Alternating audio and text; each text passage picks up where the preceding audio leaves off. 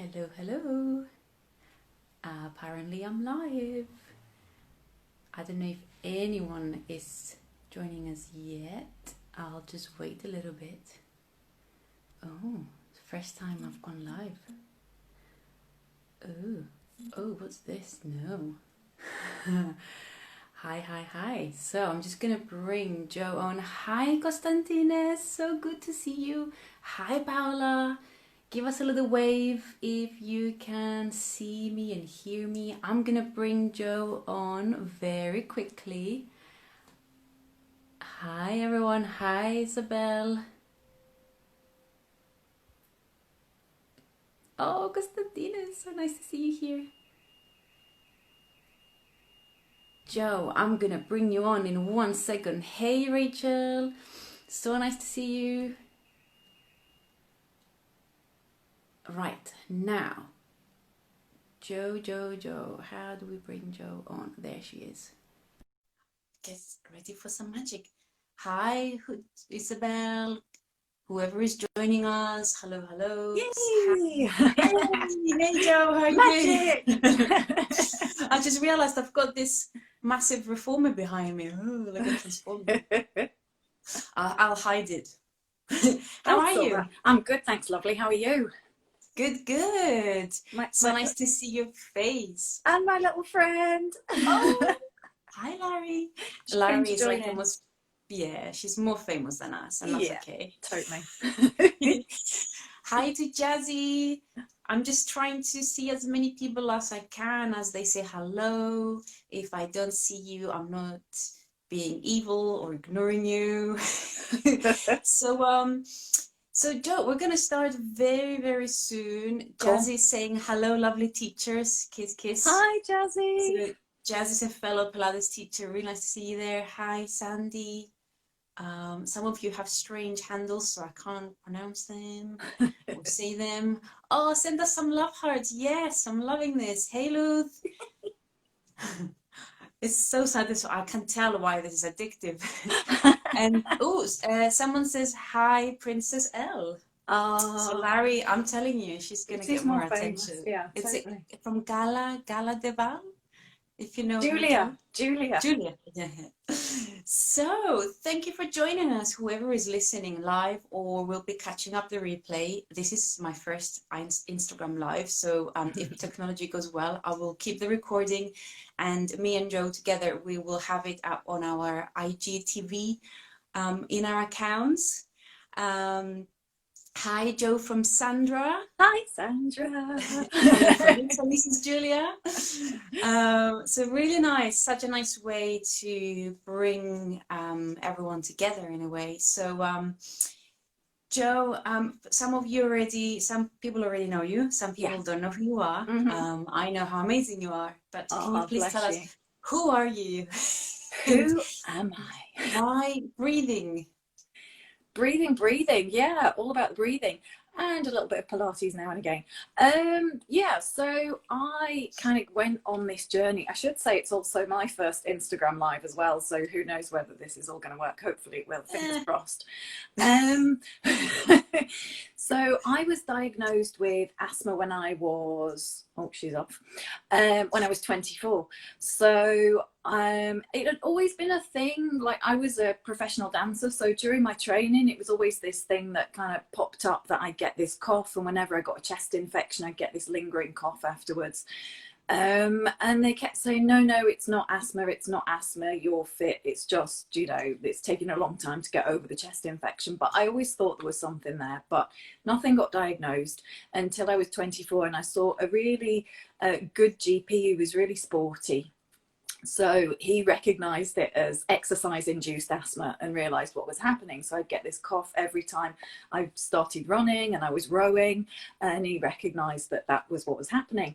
So finally diagnosed, and then I carried on dancing and all was good. And then I would be about, 34, something like that. I got pneumonia and ended up for a long time, for a good 18 months afterwards, I'd have this sort of chronic cough, and I kept going to the GP, and they'd go, oh, well, this is a normal recovery for pneumonia. And I'd go, I don't think so. I'm really fit. Like, I run and I dance, and this is not normal. But they, and you know, my friends would be all going, that cough's not normal. I'd be like, well, they keep telling me it is. What am I supposed to do? And in the end, I got to the point where I lived like 10 minutes away from the tube station, and I'd walk 5 minutes and I'd have to stop and have a breather. And I thought, that's not normal. That's not normal for somebody who's been so fit to have to stop after 5 minutes for a walk, to sit down for a rest so I can carry on going to the tube station. So eventually I put my foot down and got referred. And again, after months and months of tests and just going through the mill with it a bit, they finally diagnosed me with this condition called bronchiectasis, which is a degenerative lung condition, and it widens the air spaces basically, so they lose their elasticity, and it's a bit gross, so you know, sorry if it's a bit squeamish.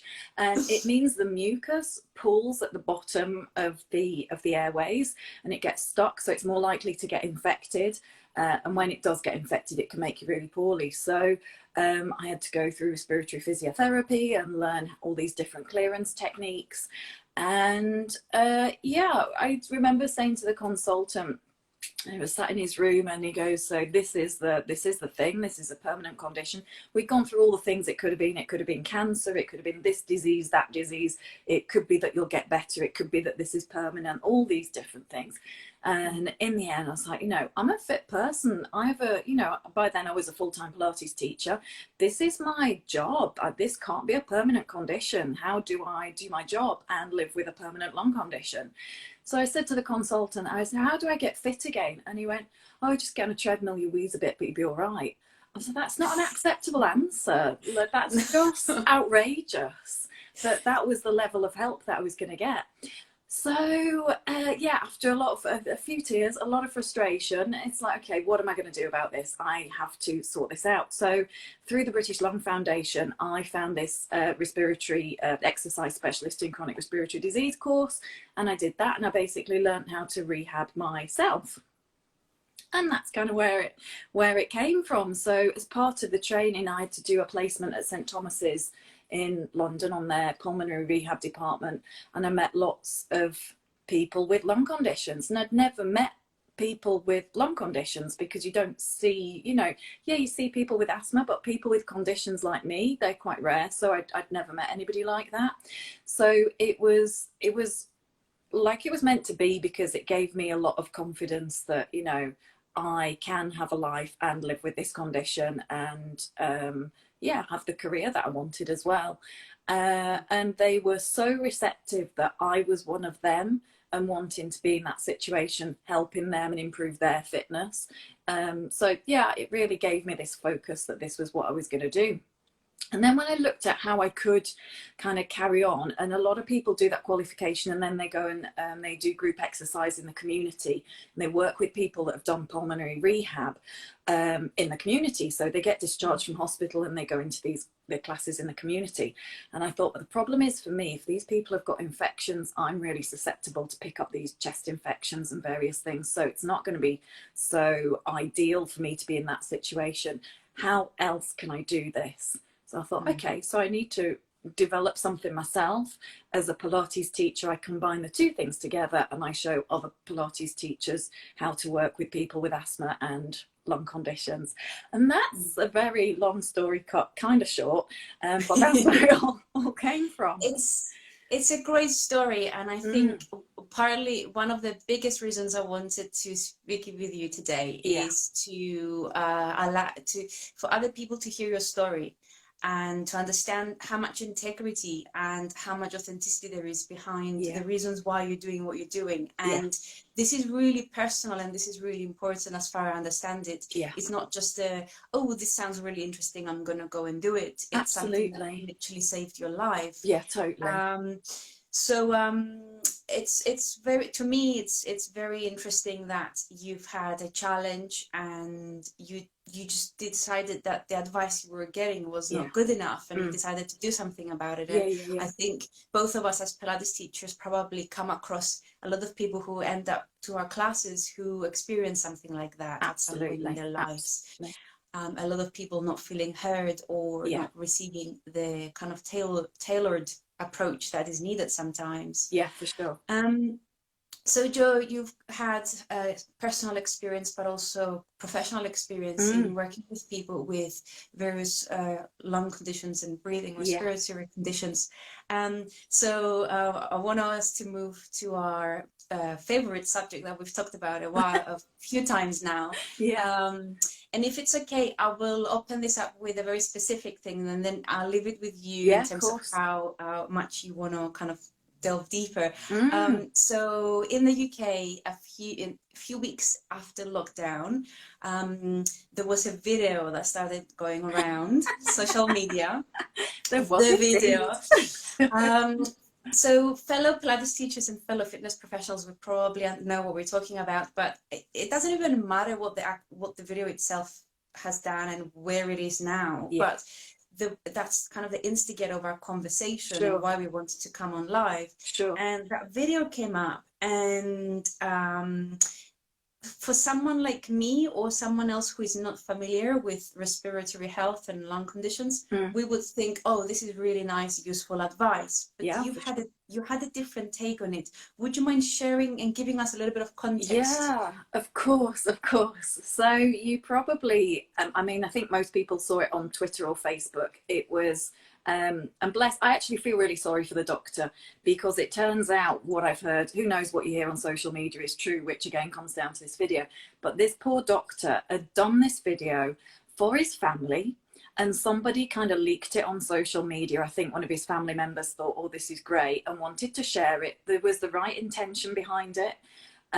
But it was quite horrifying what it was. So he did this video showing some active cycle of breathing techniques, it's called, which is like chest clearance, which is what I have to do if I get an infection, and what lots of people with lung conditions have to do every day. If they get a lot of fluid on their lungs, they have to get rid of it so it doesn't get infected.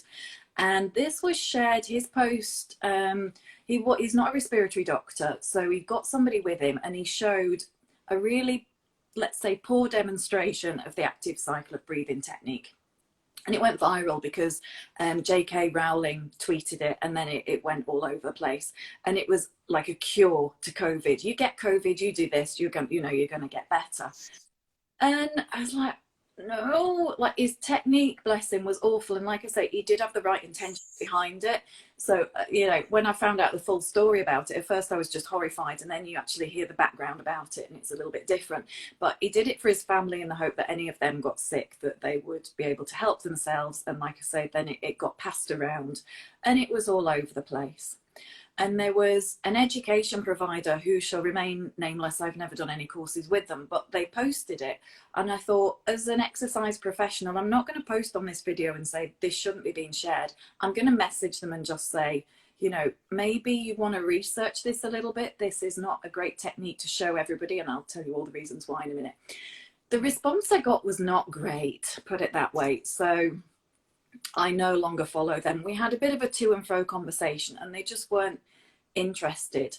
They weren't interested in the research. So, we just got to be a little bit careful what we look at social media, and realize what is, look behind it, do your research around these things, and just don't believe everything that's out there. So this was the active cycle of breathing technique. As I've said, it's to clear the gunk off the lungs. But the way he was demonstrating it, it was with this huge mouth-led inhale rather than a nasal-led inhale. So for anybody with asthma, it's going to put them into a state of anxiety and potentially give them an asthma attack. At the very least, it's going to give them a dry mouth and a dry throat. When they're already feeling poorly, if they did have COVID, it's going to leave them in not a very good state at all. They're just going to feel rotten. So it needed to be shared by a respiratory physiotherapist if it was going to be shared. And in the end, the respiratory physios did come out against it in a way, and they were saying, this shouldn't be shared, it needs to be done in the right way, there's only specific people that should be doing this, it's not everybody.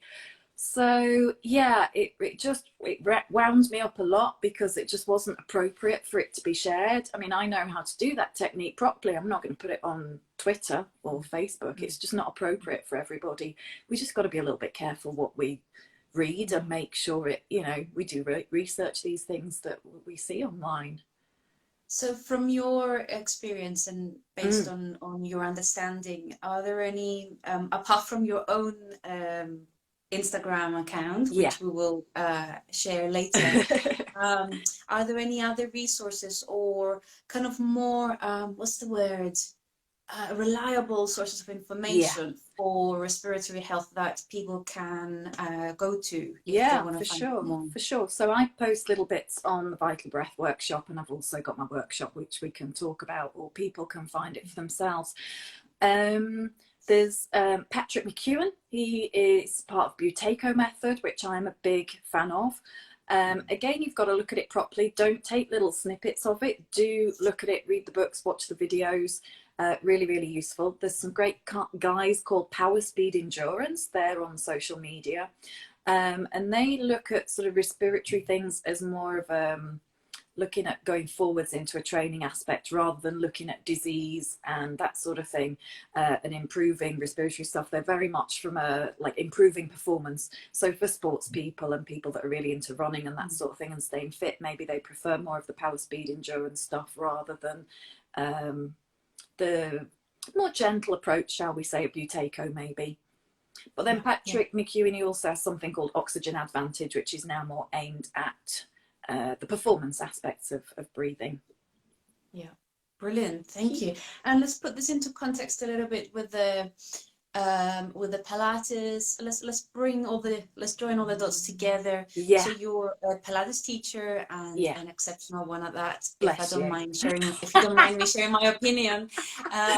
So you're a Pilates teacher, respiratory exercise. Say Exercise specialist in chronic respiratory disease is its title, but call me whatever. I answer to anything. Yeah.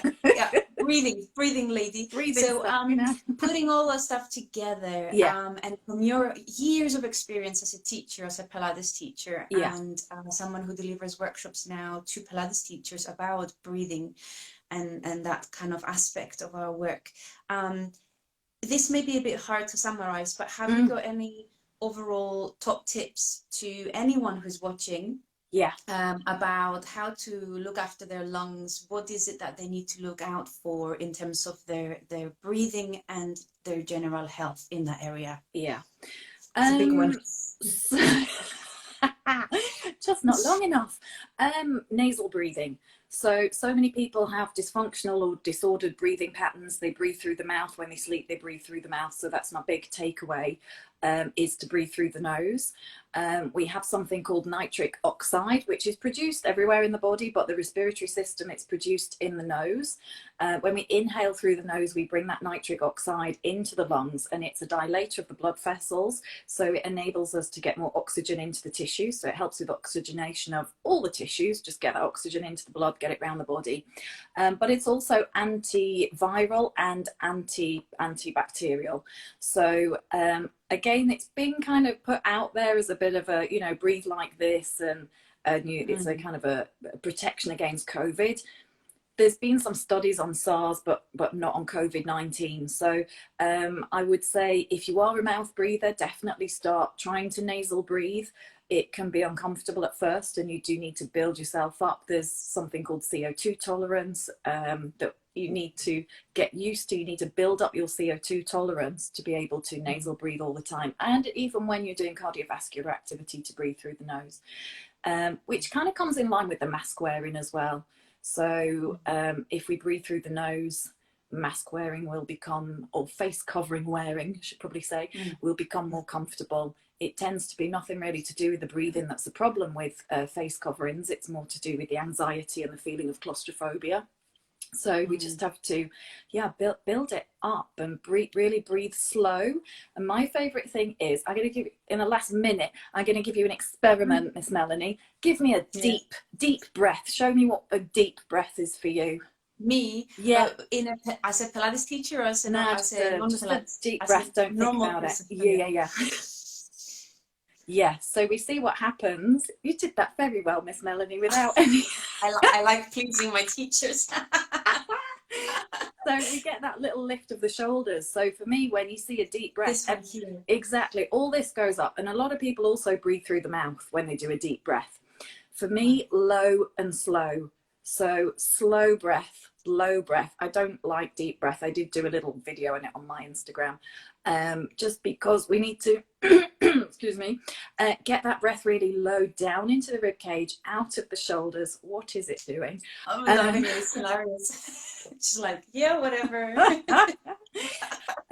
Yeah, low and slow. So I think Patrick McEwen talks about low, slow and deep, I think he calls it. For me, it's just low and slow. Forget the deep. Bring it low in the body. Think of breathing into the base of the ribs, almost into the bum cheeks. I do make people laugh when I'm teaching, talk about breathing into your bum cheeks, because of course we don't breathe into our bum cheeks.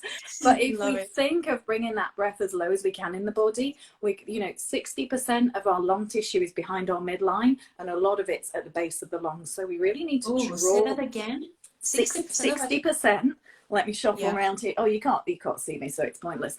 Is 60% of the lung tissue is behind your midline. Like, so if you think midline? Your midline here. Oh, think midline there. 60% of the lung tissue is at the back. And then the majority of that is at the bottom. So really down at the back of those low ribs. So this is when everybody does deep breath and they go up here, they're not getting down where they need to go, which is why I don't like deep breaths, because they don't tend to be deep, they tend to be up, superficial. And it's a superficial deep breath, and it keys into the sympathetic nervous system and it sets off the fight or flight response. We want to come low and slow, come down into your parasympathetic system, down regulate your nervous system, to bring us, we need that especially at the moment with everything that's going on, to bring us into a more peaceful rest and digest state. So I could go on and on for hours. But that's the sign of someone who's really, really into their stuff. And even now, that's what I love about you, is that no matter where you are, I will always learn something from you, and there's always something new. Same the other way around too. You're like Wikipedia, you're such a wealth of knowledge. So I had no idea about that the majority of the tissue is behind the midline. So there you go, whoever is watching. So, low and slow. Absolutely. And with that, a lot of the blood flows down there. So again, we got to get that oxygen down into the blood for it to be transported around the body. Otherwise, we're missing out on a lot of good stuff going on in the body. yes. So Jo, we're coming up, we're actually quite efficient, surprise, two Pilates teachers together, very efficient. So we're coming up towards the end, and so if it's okay with you, if anyone is watching and they want to ask a question, I've already seen one question, but just feel free to if you have any questions, any quick ones, feel free to ask now. If we miss it, don't worry about it. You can always get in touch later. Someone is asking if you have any online workshops. No, I know I should do, but I'm rubbish.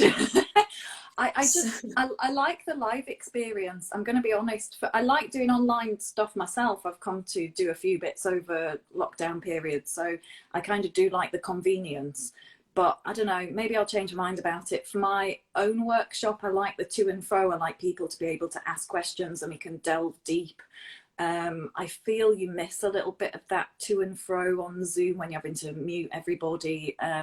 But who knows, as time goes on, times are changing. I am going to video the exercise portions. I've been saying this for months, the exercise portions of the workshop. So they will be recorded, and then people who come to a live workshop will get access to that. But who knows, it's not a never, it's just there's not a right now. So please do follow either my Total Precision Pilates account or the Vital Breath Workshop account, and whenever something comes up, I will let you know.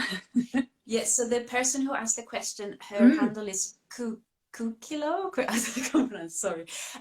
But she's saying she's a respiratory physio, doing her Pilates training. Amazing. So she has a big interest in this area. So I think the best thing to do is probably to contact follow your Instagram. Yeah, totally. That's brilliant. We need more of it, because there's not a lot in Pilates land. That's another reason why I set it up. We talk a lot about breathing, but we don't delve that deep into it. So no, amazing. So two more questions. I think they'll be quite quick ones asked. Yeah. The nasal breathing, would it be okay to do that? Can you do that when you're exercising, doing sport, Yeah. Pilates? Yeah. And when we say, give you the other question, because they jump up really quickly and then can't find them. And someone else asked, would this proper breathing work better for meditation too, as in the low? Yeah.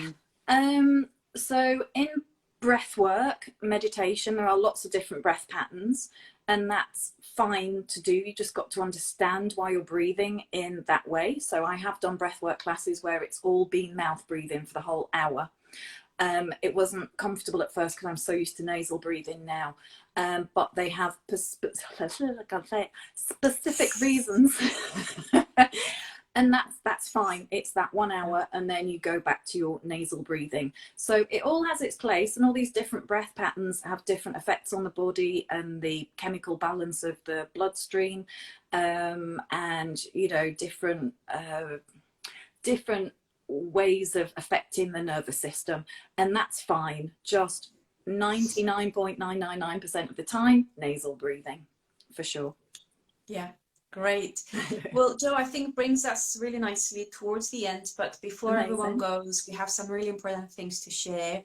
First of all, I'm just going to jump in there and say on the, oh, hang on a second. I think it's the next Friday. Bear with me, everyone. Typical Melanie here. No, yes, it is next Friday. So next Friday, the 17th of July, I will be having another guest on. I think I'm going to call this Friday Lives. And I'm going to be speaking with Kemi, a holistic osteopath who has a great interest in working with people with anxiety. She's a London-based osteopath. So stay tuned. I will update everything on the Instagram. But more importantly, Jo, where do people, where can they find you? How can they stay in touch with you? Cool. Well, I will be watching next Friday. Where can they stay in touch with me? So my website, I've got, it all leads to the same way, but www.totalprecisionpilates.com or thevitalbreathworkshop.com. And I've got both on Instagram, Total Precision Pilates or The Vital Breath Workshop. Brilliant. Thank you so much. Thank you, lovely. Thank you so much. And thank you to Princess Larietta. It's snoring who has now. demonstrated how to relax on a Friday she's definitely afternoon. in her parasympathetic nervous system. Wouldn't it be wonderful if we could all be like that? So just to finish with something nice, someone said, excellent, thank you both. Jo, fingers crossed you can do a workshop soon. I have a feeling that an online workshop needs to happen. Lots of hearts are exploding everywhere. Thank you for your lovely feedback, everyone. Is it Julia? She's loved this talk, lots of exclamation marks. So thank you very much for joining us on this first one, everyone. It will be the first one, but not the last one. Yay. And maybe we could do a part 2 if anyone wants more stuff about breathing. Have a wonderful weekend. You too, lovely, and thank you so much for watching, everybody. Thank you, everyone. Bye.